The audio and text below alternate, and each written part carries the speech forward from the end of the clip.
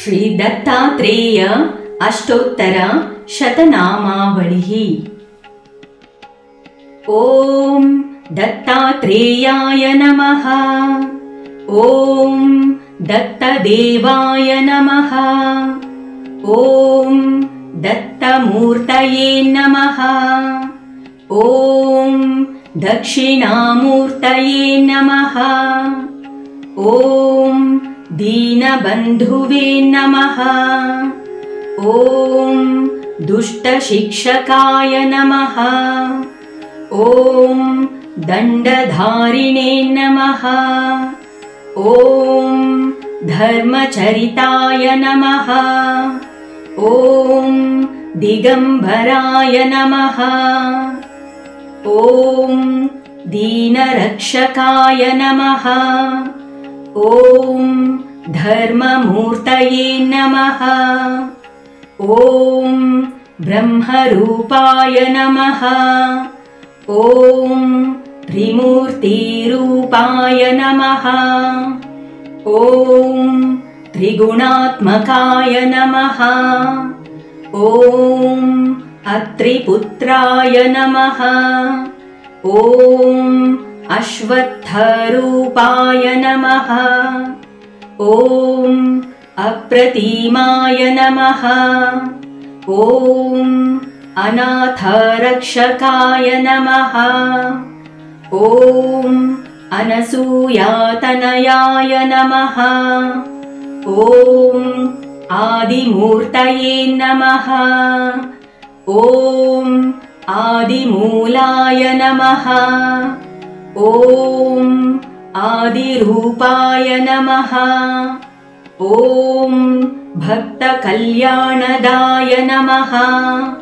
ॐ बहुरूपाय नमः। ॐ भक्तवरदाय नमः। ॐ भक्तप्रियाय नमः। ॐ भक्तपराधीनाय नमः। ॐ भक्तरक्षकाय नमः। ॐ भवभयदूरकृते नमः। ॐ भक्तवत्सलाय नमः। ॐ भक्तवन्दिताय नमः। ॐ भवबन्धनमोचकाय नमः। ॐ सिद्धाय नमः। ॐ शिवरूपाय नमः। ॐ शान्तरूपाय नमः। ॐ सुगुणरूपाय नमः। ॐ श्रीपादायतये नमः। ॐ श्रीवल्लभाय नमः। ॐ शिष्टरक्षणाय नमः। ॐ शङ्कराय नमः। ॐ कल्लेश्वराय नमः। ॐ कविप्रियाय नमः। ॐ कल्पितवरदाय नमः। ॐ करुणासागराय नमः।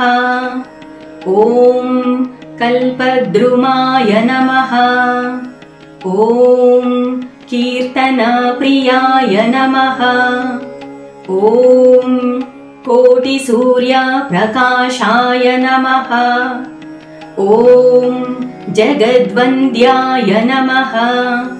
ॐ जगद्रूपाय नमः। ॐ जगदीशाय नमः।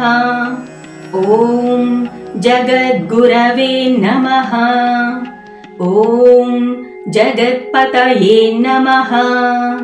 ॐ जगदात्मने नमः। ॐ गानलोलुपाय नमः। ॐ गानप्रियाय नमः। ॐ गुणरूपाय नमः। ॐ गन्धर्वपुरवासाय नमः। ॐ गुरुनाथाय नमः। ॐ पावनरूपाय नमः।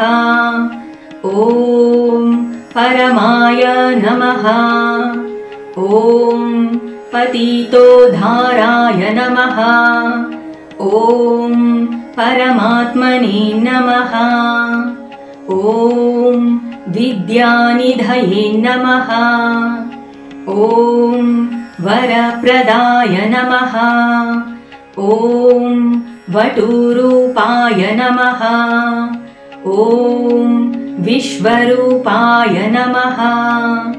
ॐ विश्वसाक्षिणे नमः। ॐ विश्वमूर्तये नमः। ॐ वेदमूर्तये नमः। ॐ वेदात्मने नमः। ॐ विष्णवे नमः। ॐ मोहवर्जिताय नमः। ॐ शरणागतरक्षकाय नमः। ॐ यतिवर्याय नमः। ॐ यतिवन्दिताय नमः। ॐ निरुपमाय नमः। ॐ नारायणाय नमः। ॐ नरसिंहसरस्वतये नमः। ॐ नरकेसरिणे नमः। ॐ रुद्ररूपाय नमः। ॐ मङ्गलात्मने नमः। ॐ मङ्गलकराय नमः। ॐ मङ्गलाय नमः। ॐ परब्रह्मणे नमः।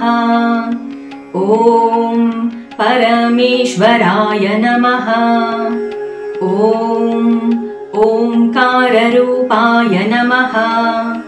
ॐ इष्टार्थदायकाय नमः। ॐ इष्टकृते नमः। ॐ भीमातीरनिवासिने नमः। ॐ शिष्यप्रियाय नमः।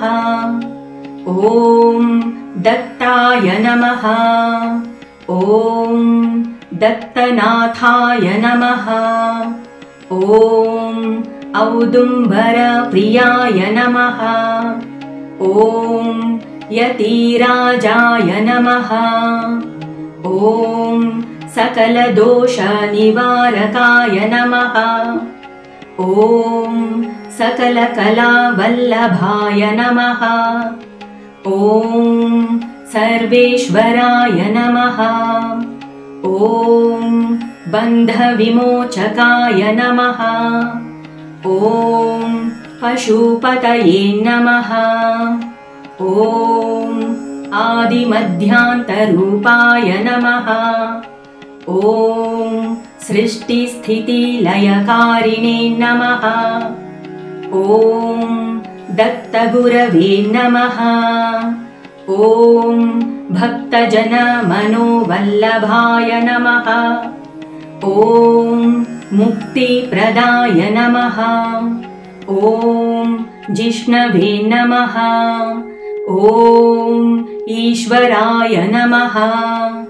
ॐ जनार्दनाय नमः। ॐ सद्गुरुमूर्तये नमः। इति श्रीदत्तात्रेय अष्टोत्तर शतनामावलिः सम्पूर्णम्।